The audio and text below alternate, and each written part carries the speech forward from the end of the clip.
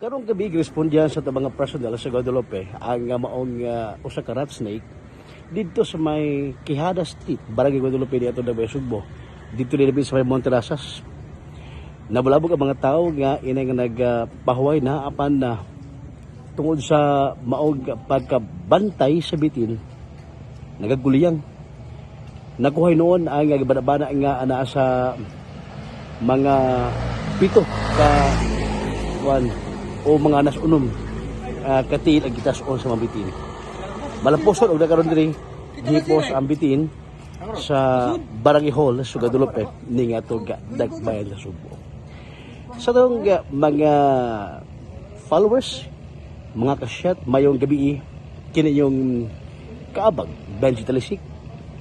Daghang salamat.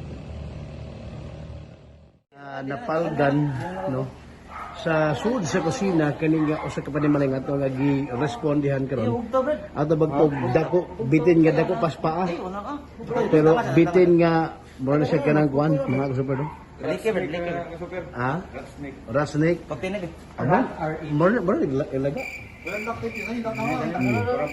so ang mga personal sa Guadalupe Fire og emergency medical services EMS ang niresponde ka mga super tungura kalabot ning bitin may gani wagi kano kana gitukob sa bitin pasilan mga igala. Anyway